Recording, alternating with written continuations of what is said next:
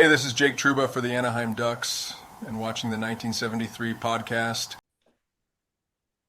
Ladies and gentlemen, boys and girls, children of all ages, can we say on this podcast, Merry Christmas? Fellas, can we say Merry Christmas? Are we from that generation that says Merry Christmas? You agree? Absolutely. Merry Christmas. Absolutely. All right, so welcome Merry to Christmas.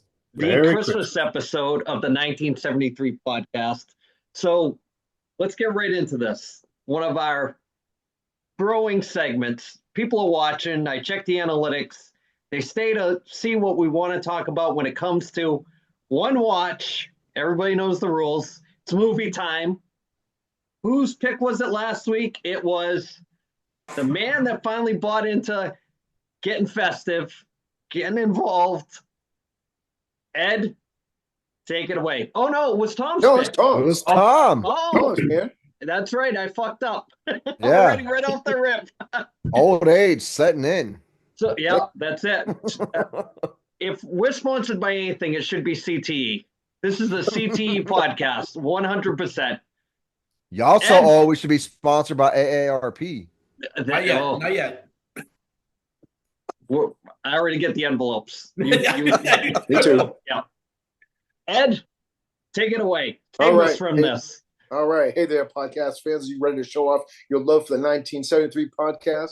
We've got over 20 different designs of t-shirts and hoodies that capture the essence of classic stuff. Whether you're a fan of the show or just love the retro feel, we've got something for everybody. From bold prints to subtle nods to your favorite personalities, each piece is made with top-notch. I say top-notch quality. They're timeless styles that you crave, perfect for lounging at home or making a statement out and about. And don't wait, our collection is flying off the shelves. Faster than you can say, don't be cheap, buy a shirt. Visit us at bonfire.com and grab your favorites before they're gone. And then the 1973 podcast t-shirt store on YouTube, just click the link below. All right. As Brad will tell you, our quality shirts are better than the quality at Buc-ee's. Just saying. So yeah, quality is top notch, man. I have like 4 podcast t-shirts. I got another one on the way.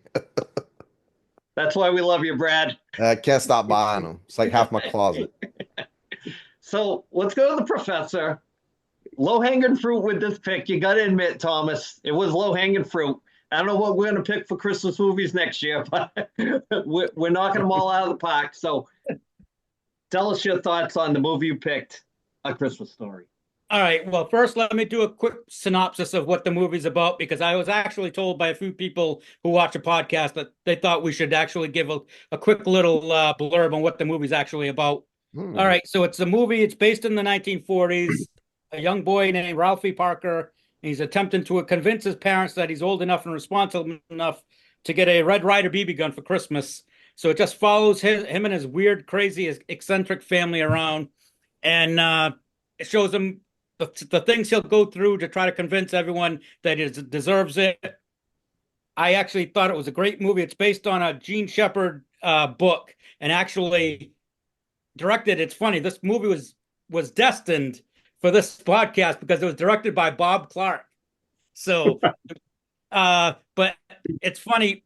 The guy, just a quick thing about the guy, Gene Shepard, who wrote it, they actually put him in the movie. A quick thing in the movie, he plays a parent of a kid in the mall scene with the Santa, and I guess he was a total pain in the ass on set. Him and the director did not get along at all. He wanted to make all these changes, and the director told him to get lost. But I thought it was a great movie. It's got a ton of quotables that we always talk about, quotables. It's a good Christmas movie. My only complaint, and it's not about the movie, it's just that you're oversaturated with it now. I mean, it's basically on for 24 hours on Christmas Day, and I bet it's on almost every day for like the last 2 weeks. It's been somewhere where you can watch it. But my score, I gave it an 8.4. I will say that Darren sent me he gave it an 8. He said his favorite scene was the scene where the kid put his tongue up on got it frozen to the flagpole. I got a couple funny little blurbs about it. The mom is from Slapshot, where just little things of where these certain people came from. The mom's from Slapshot. The kid that plays Flick in it was the kid in the Richard Pryor movie, The Toy.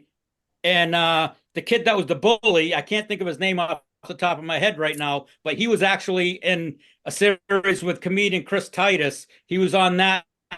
He was his best friend in that, so he starred in that.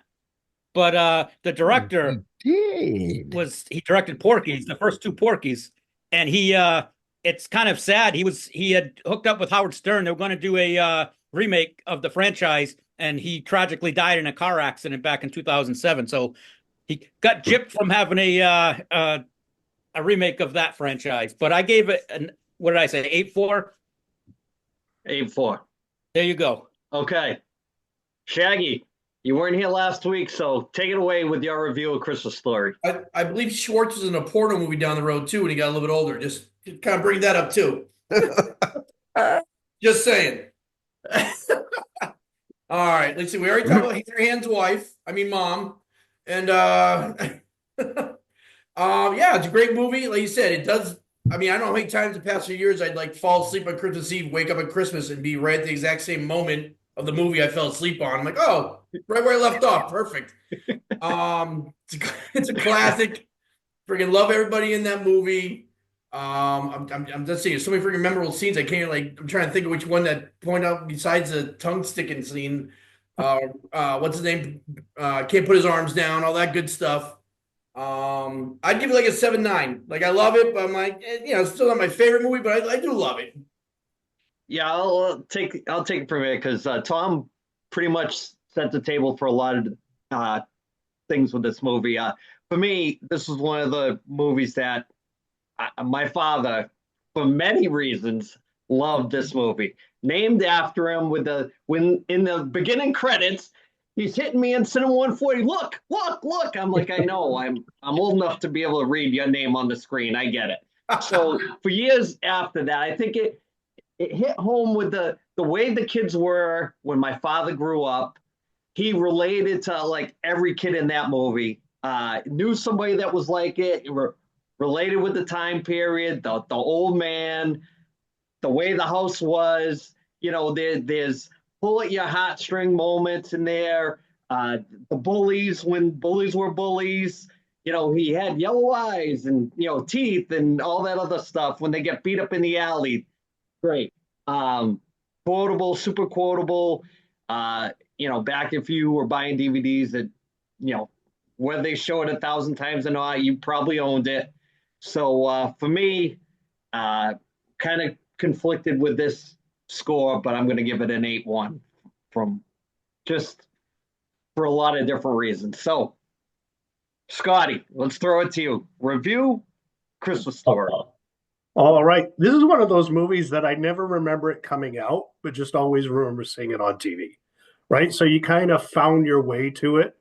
And yeah, absolutely quotable, really really cool. We haven't said, well, shoot your eye out. We all wanted a BB gun growing up, right? It was like the boy's toy of being able to get. And I thought it was so relatable. They had a sequel to it not too long ago, which was trash. It wasn't like, I don't even think I made it through it. What I found interesting with it also is, the iconic lamp that we all see, right? The big thigh and all of that. Glow of neon sex in the window. Yeah, exactly. Fragile. Yeah. Italian. And the funny part is, I was looking it up. There's no cord for that lamp. That lamp actually, there's no power to it. There's actually no light bulb, but somehow it lights up, right? And so there was no cord in it. I was kind of looking up a few things with that. And I thought that was just kind of hilarious on that end. So I would give it a solid 8. Good. Rookie score, Scotty. Rookie score. You gotta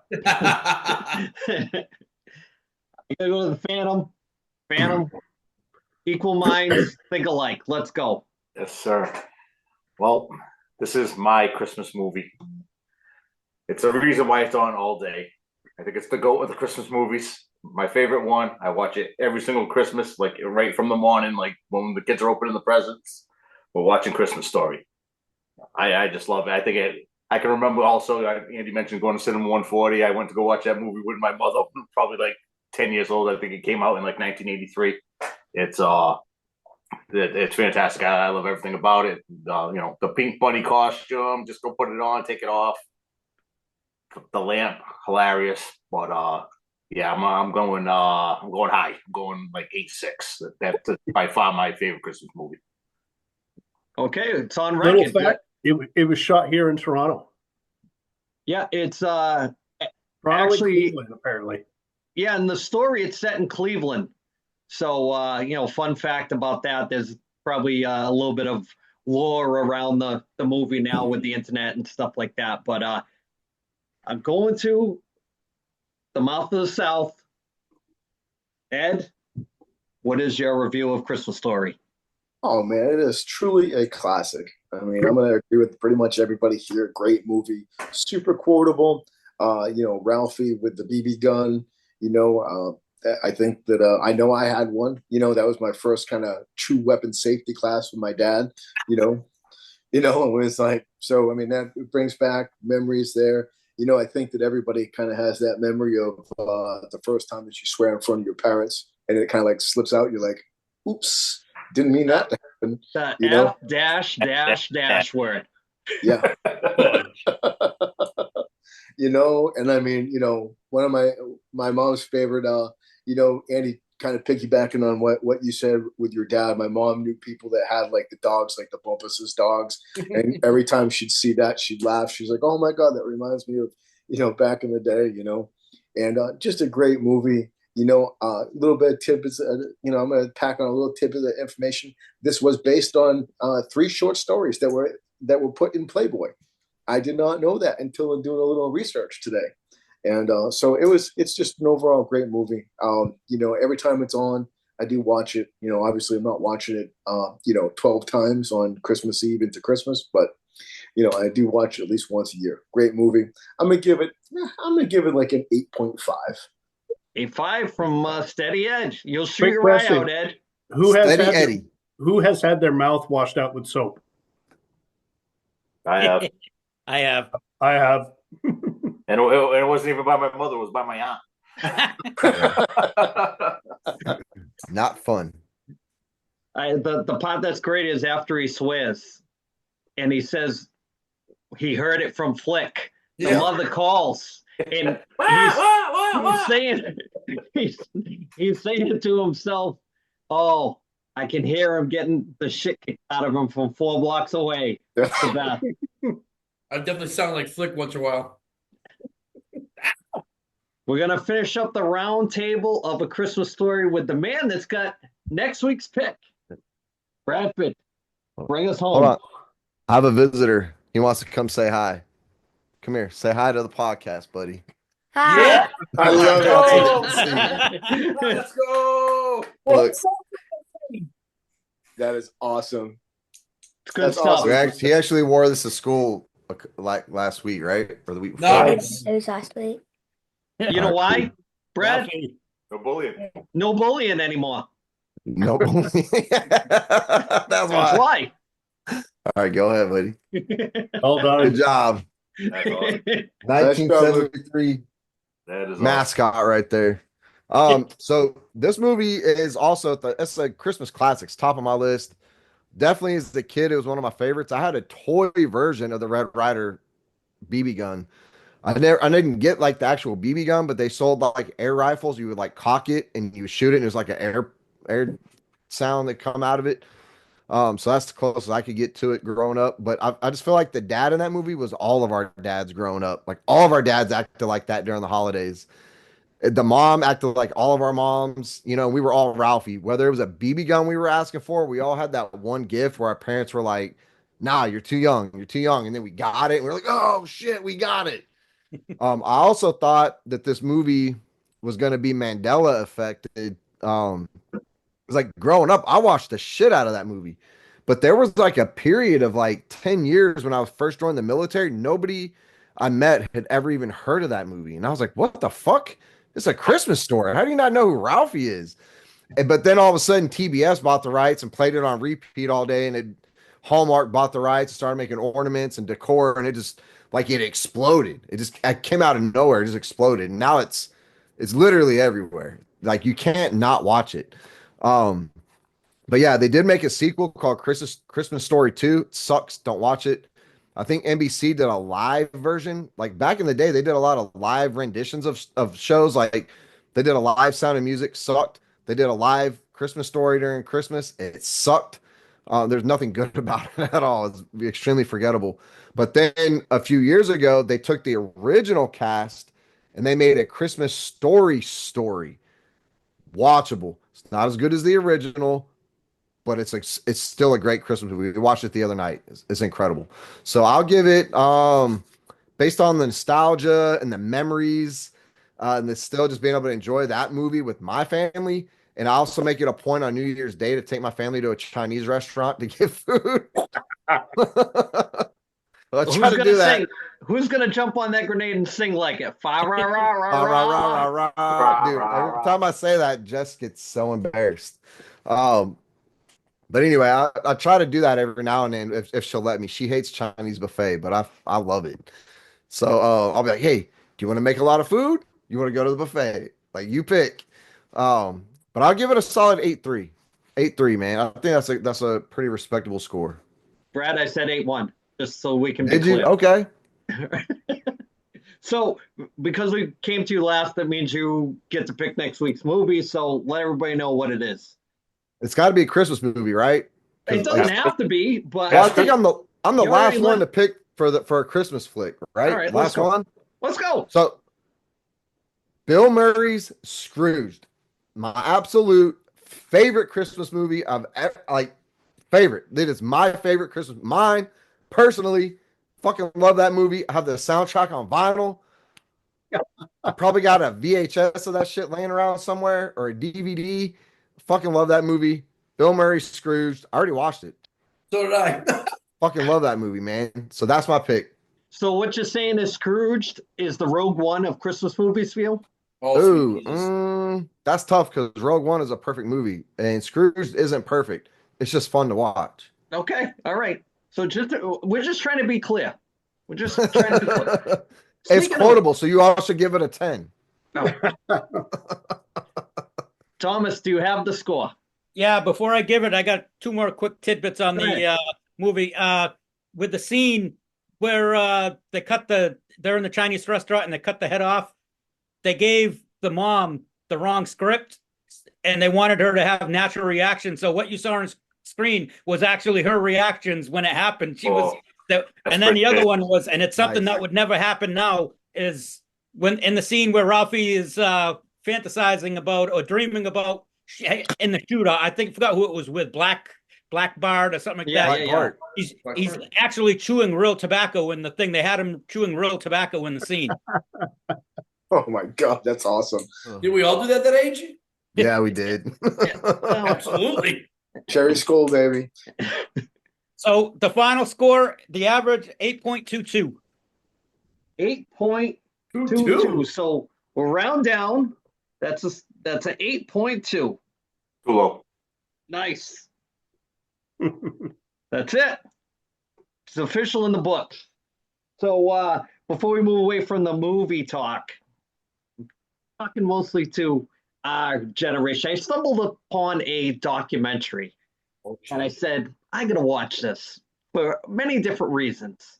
I watched the Joe Francis Girls Gone Wild documentary. I don't know if anybody else has watched it, but it's definitely worth a watch. Were they called documentaries back then?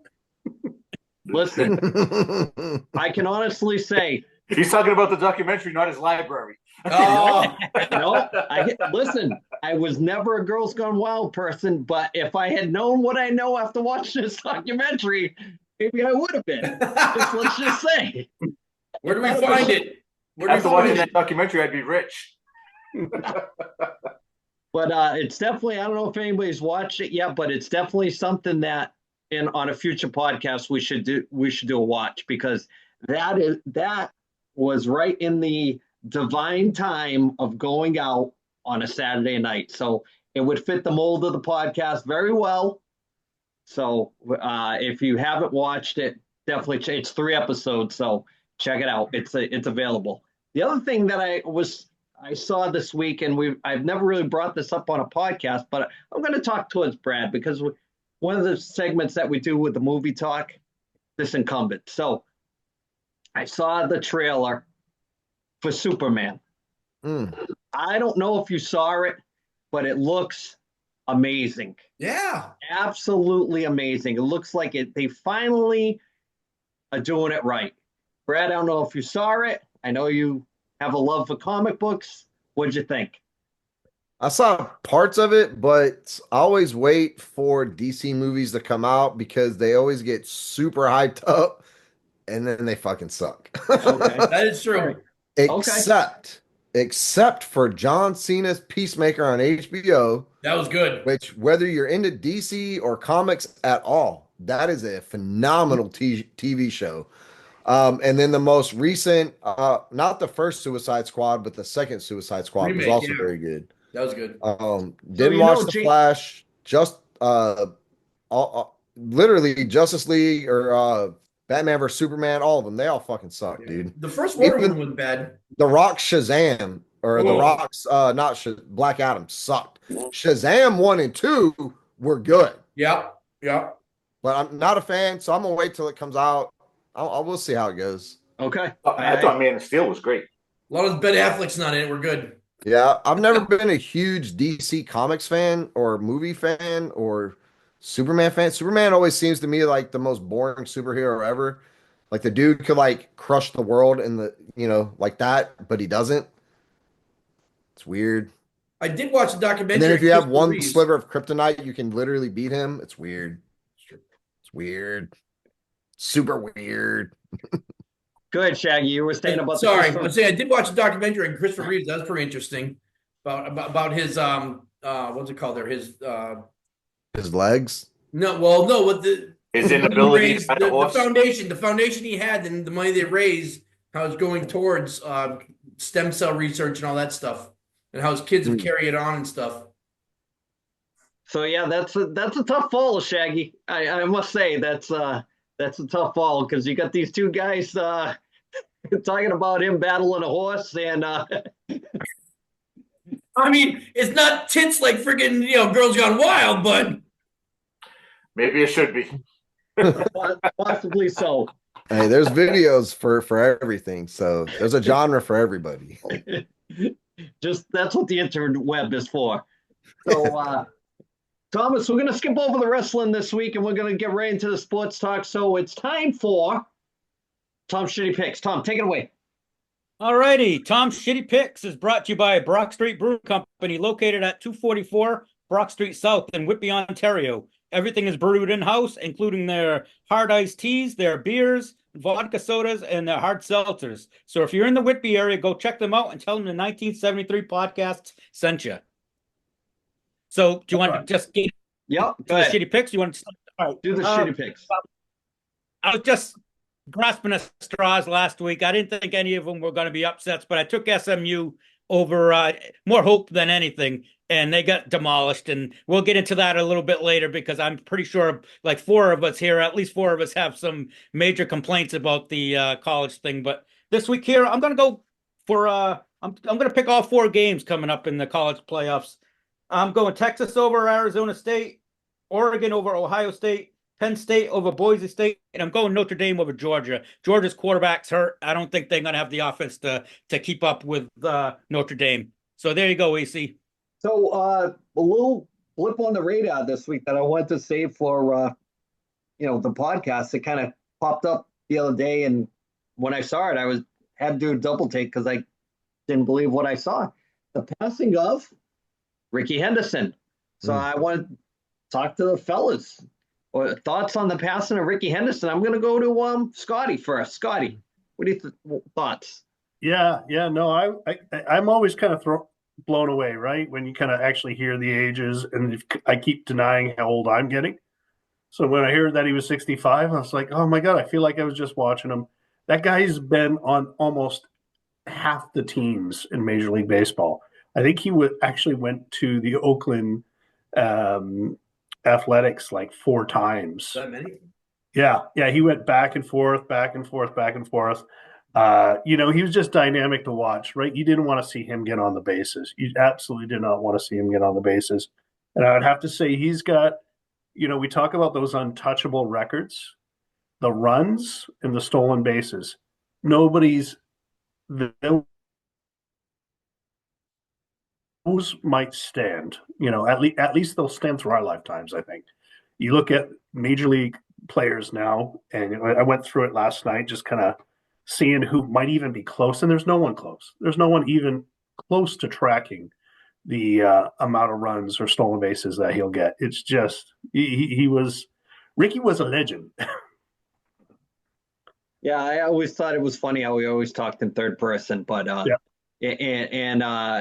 story that I saw this week, because of course, like when Pete Rose passed, you see all the clips that people upload, stuff that never was uploaded. You're like, why didn't I see this before?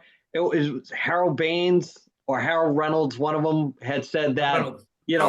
when he got injured and Harold Baines won the Harold Reynolds, I'm sorry, won the title with 60 stolen bases. He called him up and he said Ricky would have had that at the All-Star break, right? Something like that. Yeah. And then hangs up on him. And then hangs up. Yeah, yeah. He goes, Henderson here, right?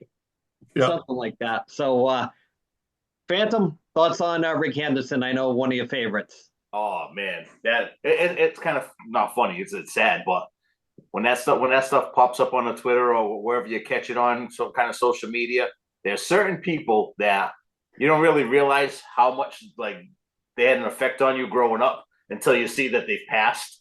Because it's like when I read it, it was like so taken back by it. I like as somebody like that played a lot of baseball growing up, and there were certain guys that like drew me. Like baseball's kind of a boring game, but Ricky made it exciting. There's like nobody stealing 100 bases anymore. They're trying to change the rules so people can steal 100 bases, and between that greatest leadoff hitter of all time, hit those home runs to lead off a game. The guy could jack a home run trot like no other. Like he invented swag in baseball. Like I found myself trying to copy him when I was trying to play. We used to be playing softball. We'd be like slapping the glove off the thigh before we catch the ball and all that good stuff. So it's definitely a sad day to find out he passed so young. Another great Ricky Henderson story. I guess he had played, towards the end of his career, he starts playing on a bunch of different teams. So he ends up in Seattle. So if you know John Allrood had some kind of head injury or something when he was a kid. So when he played in the field, he always wore the batter's helmet. So he used to be teammates with Ricky Henderson in Toronto, I believe. Yep. And Ricky Henderson goes up to him and says, "Hey, you play with a helmet on?" And John Allrood's like, "Yeah, I do." And Ricky Henderson's like, "Oh, when I played for Toronto, I still played with a guy that wore a helmet on." And John Allrood's like, "Yeah, that was me, dude." And it's not like he was like a backup player. He was like an all-star at the time. So it was Ricky's world, doing it Ricky's way, but you got to love him for it. Definitely crazy. Not doing your taxes. Yeah. Definitely. They don't make him like that anymore. Ed, thoughts on Ricky Henderson? Well, I'm going to just play this. I don't know if the audio is going to pick it up or not.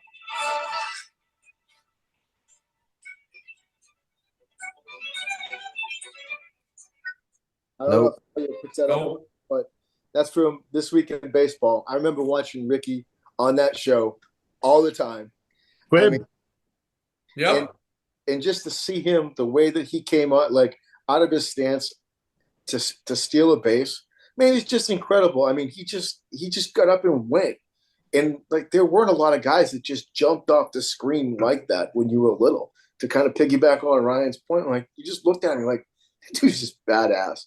And really just, and piggybacking on Scotty's point, man, yeah, all these guys are dying. It's like, man, we're getting old.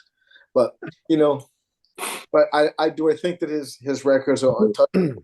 No, they're not untouchable, but I'm going to agree with Scotty that I don't think that anybody's going to touch him in our lifetime. I mean, unless they make the bags like the size of a pizza box, which they are getting them to at this point, then it's probably going to be doable. But I mean, what's the most stolen bases that anybody's had recently was 60? or 63 this year. So 100 is a lot. So I don't know, kicking to the next person. Shaggy, thoughts on Ricky being Ricky? Yeah, I would say he is our version of in our generation of the Yogi Bear. You always hear about Yogi-isms. I think we got Ricky-isms. Like everyone's got a Ricky Henderson story, like a John Elroy one. I forgot about the old double tap on the friggin' thigh before I caught the ball. I forgot doing that. I remember trying to get his batting stance, like how low he was in that strike zone. I remember trying to swing at that and fell on my ass. I didn't do that again. But I remember Ricky there's a story I remember hearing about Ricky one time. Like he'd go to dinner at restaurants and just assume that the restaurant was paying for it. He'd eat and just fucking leave. Like we didn't pay the tab. He's like, I'm Ricky. Fuck it. He was an odd duck, but he was a great human being. I freaking loved watching him play when I was a kid. Hey, well, go ahead, Andy. The Ricky Henderson. Brad? What? Me. Sorry, you're cutting out. Yeah. So Ricky Henderson was my older brother's favorite baseball player growing up. My favorite baseball player growing up was Nolan Ryan, and so when we lived in California, my parents got us tickets to an A's game where the Rangers were traveling to play in Oakland. So they surprised us, like, "Hey, we got tickets. This is an awesome thing." We were all so excited. The night before the game, Ricky Henderson gets traded. Oh.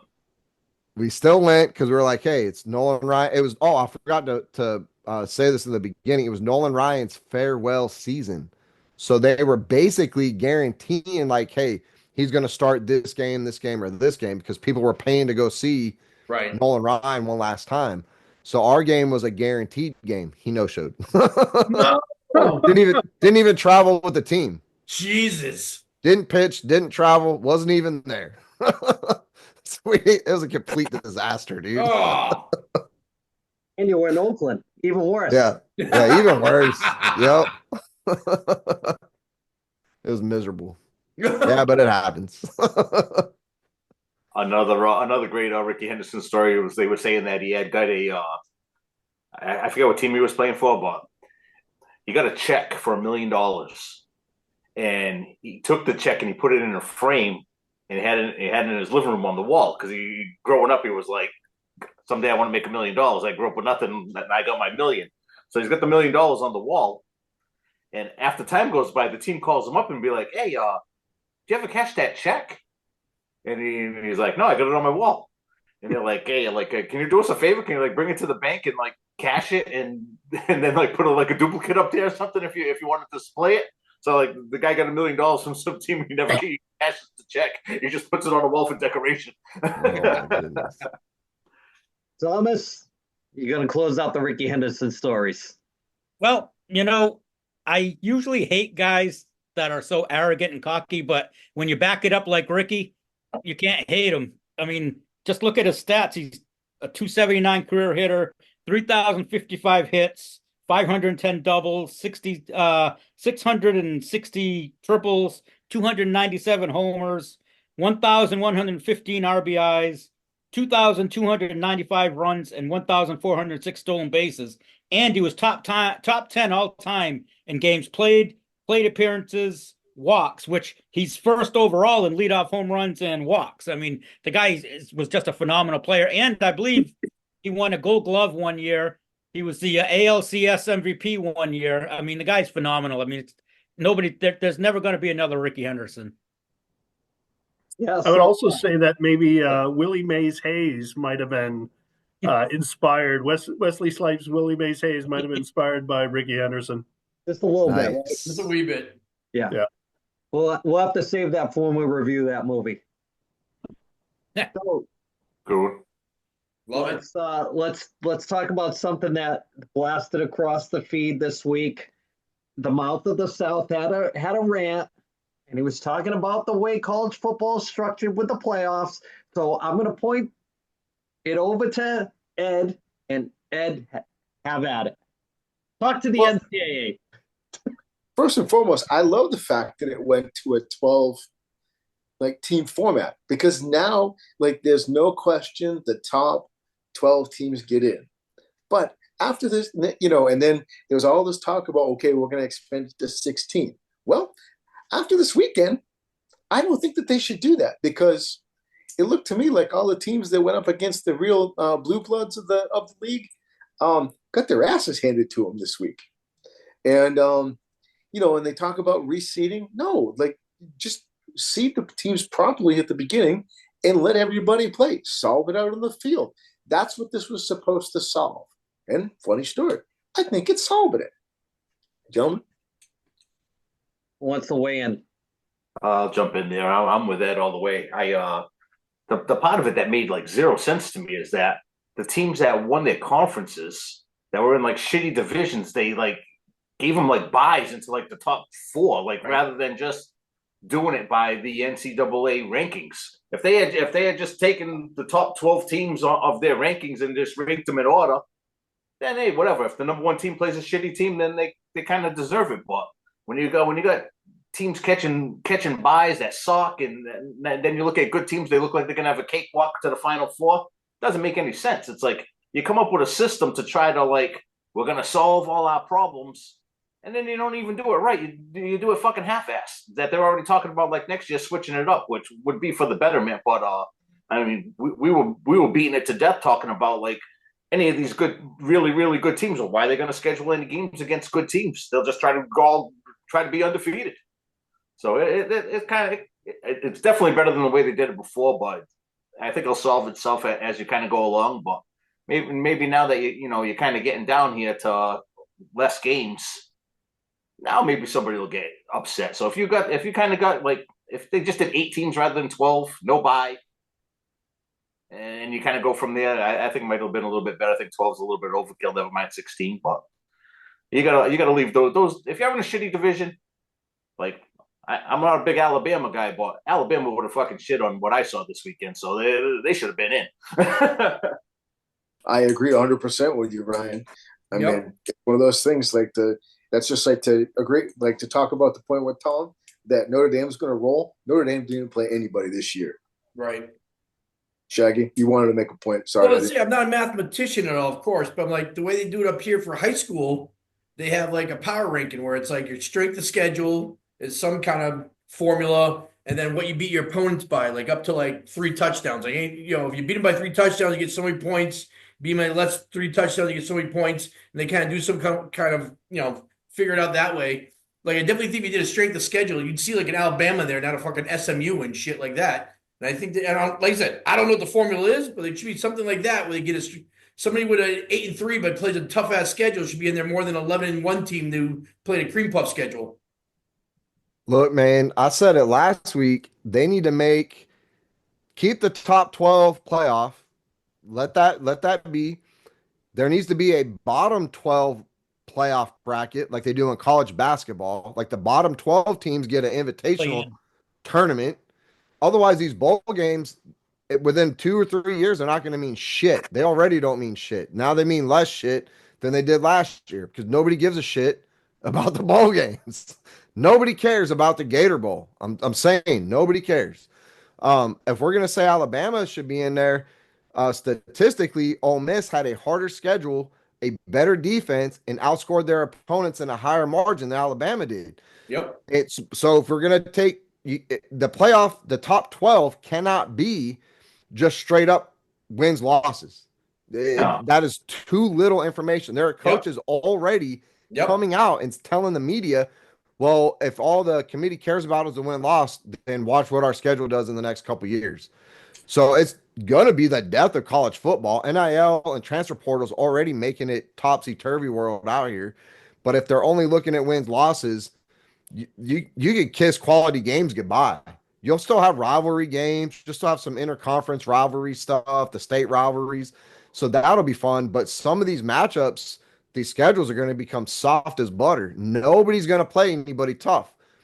The last point I'm going to say, conference championships, if they mean anything and you lose the conference championship, you should not get a bid in the playoff, period. That's your first playoff game. Half the teams in this playoff this year lost their dang conference championship. You're going to lose a championship and still get a top 12 playoff. That's bullshit. You lose the conference championship, you're fucking gone, dude. Sorry, but here's my point though. If you want in, you got to win. Alabama, Ole Miss, some of these other Miami. If you want to win, look, Bama, you should have beat OU. Sorry, Tom. Bama, if you want in, you should have beat Vandy. How you gonna lose to Vanderbilt and OU and then talk about I should be in the playoff? No, you shouldn't. See you later. Next man up. Ole Miss, diehard Ole Miss fan. We lost to Kentucky in the beginning of the season. They have a losing record. So I don't think Ole Miss deserves to be in it. But if we're going to look at strength of schedule and other statistics outside of win losses, then yeah, they should be in. And Lane Kiffin's been doing an excellent job trolling the media, by the way. I want to see he trolls Tennessee now. They shit the bed. I want to see he trolls them too, even though it's SEC. Well, I mean, Tennessee's his old school, though. He's not going to shit on Tennessee. That's true. He coached there. They already hate him there enough as it is. He was Joey Freshwater in Tennessee. He's not going to shit on Tennessee. I'd say to piggyback on what Brad said, that bottom 12, like the fucking Joe Blow U and UMass and all them, they should do it like Premier League soccer. Friggin', oh, you're the worst of the worst. You're going D2 now. You get less fucking funding. See the fuck later. Professor, want to weigh in on this football talk? Debacle. These games were so bad this weekend that I think I probably watched between the 3 games, maybe 3/4. I shut it off. I was so bored with it. Yep. I love Lane Kiffin. That was more entertaining than anything. His tweets, and then Joel Klatt went scorched earth on him and told him, he replied to one of his tweets and said, if your team played half as well as your tweets, you'd be playing right now. Yeah. And he shut him up. So that was hilarious, but they've got to do something because, I mean, I don't know what the right answer is. I mean, they've got this in place. Now they can tweak it hopefully a little bit and make these games a little more interesting because, I mean, I don't know what the ratings were, but I had no interest at all after about the second quarter and like almost any of these games. The best thing I saw this weekend from college football was Shane Gillis on college football. So fucking funny. The best. Alabama Bro, he Jones. roasted Nick Saban. Jones. Yeah, Alabama Jones. He roasted Saban, bro. That's the best. The best. You could tell he got under Saban's skin though, because totally. Oh yeah. steam coming out of his ears. He's like, great. this isn't a fun show. Right. Oh no, Am I not supposed to say that? serious football, serious. Since week 1 of college, Nick Saban's been loosening up. I'm like, all right, he's getting used to be on TV. The personality's coming out. Gillis started giving it to him. We got the freaking boo-hoo face on. I'm like, oh boy, where's your respect? Don't make fun of the old ball coach on TV. The problem is he's got no skins in the game, so he's just on there saying it like how he feels. So credit to him for doing it. There should be more of that stuff. Hell yeah. It just would make it more entertaining, and that's probably some real life stuff bubbling to the surface. So good for him for he played D1 football too. He's a lineman. allegedly. For real. Elon. He says that he comes from a family with a history of special needs, so you never know. Yeah, he looks like one of the Downs. Leave his uncle and his grilled cheeses alone. Yep. Yo, You know it. his bit where he acts like he does have the Downs, it's hilarious. Let's do some NFL football picks this week. Thomas, what do you got for us? All right. Well, first I'll do the standings. Andy's got a 4-game lead. He's 157-67. Ryan is 153-71. I'm 152-72. Ed's 151-73. Brad is 150-74. And Shaggy's 126-77. And so it's close. We got 2 weeks left. So we need Andy to take a couple either take a week off or stop letting his kids do his picks. And, Listen, it's all up in the CTE up here. It's just a headache. Stop being a bitch. All right. Well, this week coming up, week 17, there's a couple of good games, but there aren't a lot of really, really good games. So I had a hard time picking. But game 1, Pittsburgh Steelers, I believe they're at home. They're playing the Kansas City Chiefs. Andy? How can I not pick the Chiefs? All righty. Shaggy? You got to pick the Chiefs. I hate saying it. All righty. Phantom? I'm going to go to Steelers, try to make up a game. All righty. Brad? Gotta pick the Chiefs. All righty. Scotty? I'm going to go Steelers. KC's got it all wrapped up. Alrighty. Ed? I'm going to go with the Chiefs, but tell me that was not some Bush League stuff about having the ball boy call on a timeout the other day. Ooh, I saw that. Yes. I'm going to go with. If that was anybody else, that would be like, memo from the league, 15-yard fine. Come on now. It's their league. Everybody else just plays in it. There you go. I'm going to go with KC on that one. Hopefully, I would like to see KC lose a game, but I don't think they're going to sit anyone until the week after that. But game 2, which it's not going to be as great a game now with the Tank Dell injury, but Houston Texans at home against the Baltimore Ravens. Andy? Going Ravens. All righty. Shaggy? I'm going Texas. I think the Ravens blew their wad after winning it this week. All righty. Phantom? Ravens. All righty. Brad? I like Baltimore in this one. All righty. Scotty? Ravens. All righty. Ed? I'm going to go with the Ravens. All righty. I'm going with Baltimore as well. Like I'm making up a game. Well, not in this game. You can I make don't up want like to lose a 30 game more. either. All right. Game 3. Be a really good game. Minnesota Vikings at home against the Green Bay Packers. Andy? I'm going Packers. All righty. Shaggy? Vikings. I got impressed with them. All righty. Ryan? Vikings. All righty. Brad? Vikes for sure. All righty. Scotty? Gonna say Green Bay. I'm not loving the news coming out of the Vikings already planning to move on from Darnold and looking at JJ. Yep. Ed? I'm going to go with the Packers. Yep. I am going to go with Minnesota in this one. All right. The fourth game going to be, this is where it got a little bit tougher to pick. I'm going to go with the Atlanta Falcons at home against the Washington Redskins. Commanders, I'm sorry. Andy? A slip from the professor. Tommy just got canceled. Yes, Oh. I did.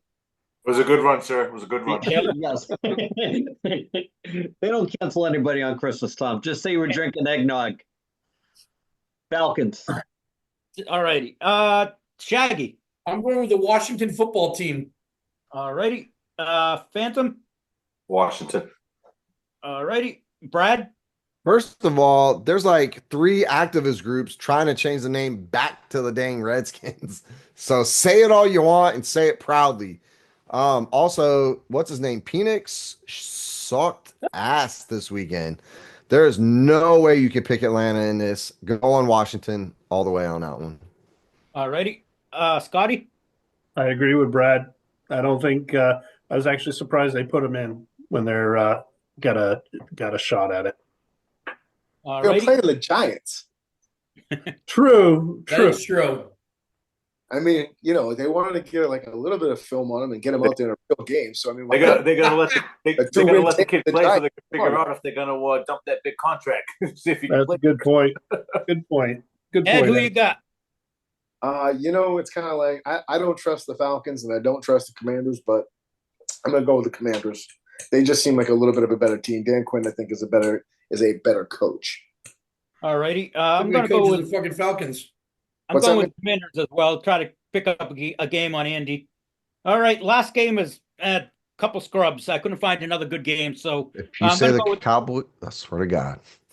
no. Patriots. I wouldn't do that to you. Cleveland Browns at home against the Miami Dolphins. Oh, Andy. sweet Jesus. Let's take those brown kids to the pool. Let's go. All righty. Shaggy. Well, after this week, I saw how ass Cleveland's quarterback is. I guess I go to Miami. All righty. Ryan. I'm going with the Dolphins, and with that, first place. All right. Brad. Cleveland deserves everything that's coming to them. They benched America's sweetheart, Jameis Winston, for no reason, for a guy who is arguably the worst quarterback in the NFL. Horrible. He is the worst. Statistically, in every aspect of what a quarterback's supposed to be, he's the worst. Jameis Winston deserves better. Dolphins. All righty. Scotty. Easy one, Dolphins. All righty. Ed. I'm gonna go with the Dolphins, man. The Browns are a train wreck like they always. My God, they're terrible. Good They've pick, already got Andy. Miles Garrett Yeah, I already know, talking Andy. about leaving. All right, yeah, I'm going with Miami in this game as well. It was Cleveland. If they, I'd give them a little bit of a chance, like Brad said, if they play Jameis, but it's just horrible. All right, AC, that's 5 games. All right, so we're gonna wrap up the sports segment of this week's Christmas episode, and we're gonna roll to another favorite episode of mine, the tinfoil hat. So, Thomas, bring us to the Twilight Zone, please. All righty. Brad's tinfoil hat conspiracy of the week is brought to you by the book Loving Elliot, a fitting tribute to undying love, written by our very own Andy Clark. Available on Amazon.com. Elliot was the oldest special needs Jack Russell Terrier when he passed away at the age of 21. It's a good book. Thank you, Brad Pitt. All right. Tinfoil hat, Tom. Surprised you don't have tinfoil Santa hats on. So this one, I'm gonna take it back to early 2000s. In 2003, this guy by the name of Jorg Binder, whatever, his name doesn't matter, discovered the lost city of Uruk, which is more commonly known as Iraq. He found the tomb of Gilgamesh, which is ancient Mesopotamia, and this was a city known as the Venice of the desert, had intricate system of canals and gardens. Now, Mesopotamia predated, even the biblical times. Like we're talking old, ancient history. Anyway, a month or so after Yorgi found this ancient city, the U.S. invaded Iraq. That's when the Iraqi war started. So, little, weird coincidence there. So anyway, back to Gilgamesh, the Epic of Gilgamesh, who supposedly lived here in ancient Mesopotamia in Iraq, inspired the Iliad and the Odyssey. It predates the Old Testament. Like there was a time people thought that the Epic of Gilgamesh was like a plagiarism of the Old Testament. It references a great flood. There's tons of similarities. Like basically, you could take the Epic of Gilgamesh and overlay it with the Old Testament, the Jewish Bible, and it's the same text essentially. Super weird. It's incredibly similar to Old Testament, and there's statues and pictures of Gilgamesh. This guy was supposed to be 17 feet tall. He was a giant. There's a statue of him holding a lion, a full-grown lion, and the lion looks like he's holding a kitten. Like that's for size comparison. So super weird stuff. I've read in high school parts of the Epic of Gilgamesh, especially like that Great Flood part. We talk about great floods a lot on this podcast, that there was definitely some flooding events that occurred. So super weird stuff, man. Like I would love to like get like a Smithsonian or like the Vatican's like perspective of what they feel about like what Gilgamesh is and how that, especially the overlay, how it basically is the Old Testament and whatnot, man. Super wild stuff, man. But that's it for this one. Bradford, I don't want to deviate from your subject this week, but you did mention the Vatican. Yeah. Let's talk about what's going to happen on Christmas Eve. We're opening portals. Oh, what? Oh yeah. Oh, yeah. Did you CERN? hear about that? No. How the guy? Oh, that- wait, no. The Pope said they're opening portals, right? which is wild, especially Right. with all the alien shit going on in America. So Have you is seen that- the orbs? The is that- orbs look like the ancient depictions and paintings and descriptions of what ancient people called angels. So Ed is like the most Catholic guy on this show. I don't know why he's not chiming in with this Pope stuff. He's probably been to the Vatican. He was an altar boy. Actually, I know one person on this podcast that has been to the Vatican, and he's dressed Yes, as I was just going to say, Scotty. so. Scott, I believe come on. that Scotty's a little bit more Catholic than I am. Allegedly. Allegedly. I mean, my take on it is that, here's the thing. Should you be doing stuff like that at the Vatican? Probably not a good idea. But, we all know the things, the deep, dark secrets that, the Vatican holds. When they went to South America, they burned all the tapestries that told stories and everything like that. Bottom line is that, the Old Testament, is it based off of other stories? Of course it is, because every civilization in the world has a creation, and they also have a great flood story. So I mean, it is what it is. But maybe we should leave things well enough alone. But if they are going to broadcast it live, is that must-watch TV like Geraldo opening Al Capone's vault? Mm. I mean, if you got the TV on at home and it's Christmas Eve, I mean, why watch A Christmas Story for the 30,000th time? Why not watch the Pope open some portals? No, that's not. Bro, we got the TV. Pope. We got the Pope opening portals, right? We got CERN trying to make black holes, and basically do this like great reset thing. And we're probably already living in an alternate fucking timeline, being living embodiment of Mandela effect. We don't even realize it. We have the Mandela effect happening like every day with shit. We have the sightings over Jersey. Now there's like news agencies are capturing like these like glowing orbs that the drones are circling. Those orbs, and like they zoom in and they're spinning and shit, matches the description of angels and like these floating orbs in the book of Ezekiel in the dang Bible. Like crazy, dude. And we still don't have answers for the Miami Mall incident with the aliens. We still don't know. So I went to the Vatican. I had the map. I didn't see where the portals. I don't know where they kept the portals. I saw the porta potties. I didn't see the portals.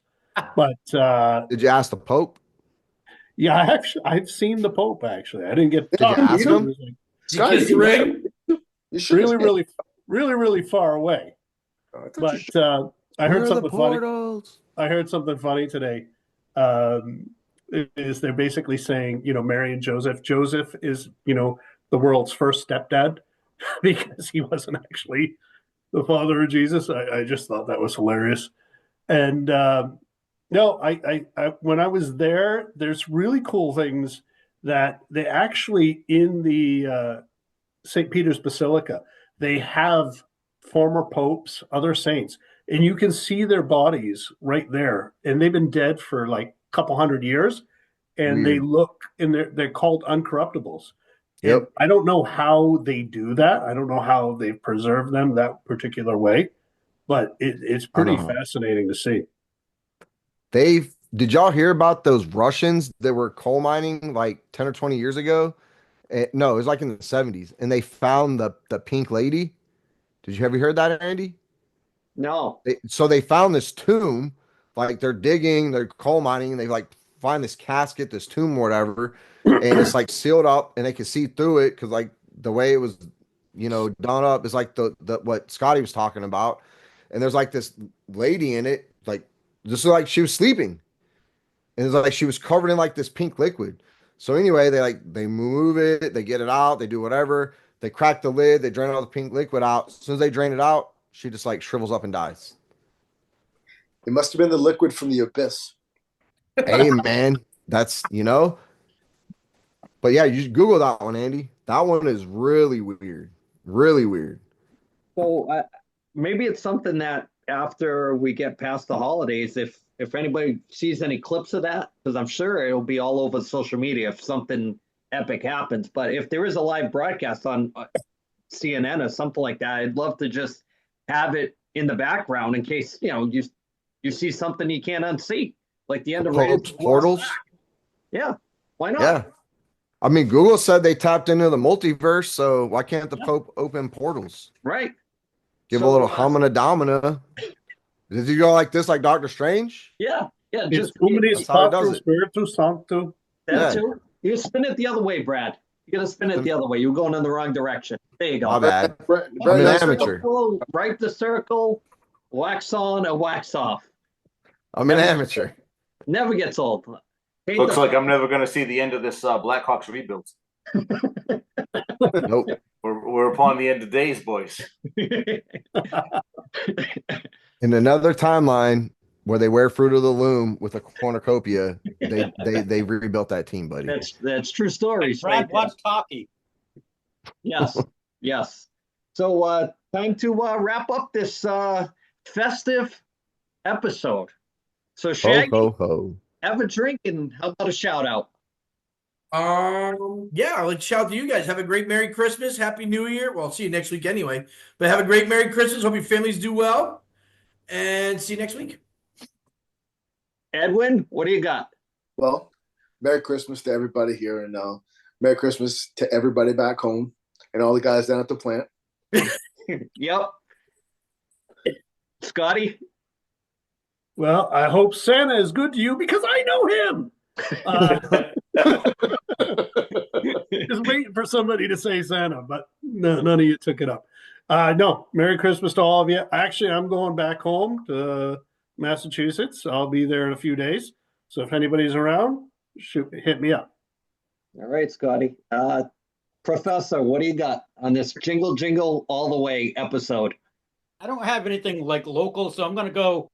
I want to give a shout out. I watched Saturday Night Live last night and I laughed my ass off at the weekend edition, the weekend update. Colin Yost or Jost, whatever his name is, and Michael Shea, they have a tradition the last episode before the new year, they let each other write each other's jokes, and the other person can't see them until they actually read them on air. And just so happened last night, Colin Jost's wife, Scarlett Johansson, was there, and every joke that they made Colin Jost read was tearing Scarlett Johansson to pieces, and he had to read it, and they kept cutting to her face as he was reading it, and she was trying to put on a funny face and like laugh it off, but she looked like she was getting pissed. And When he talked about her roast beef?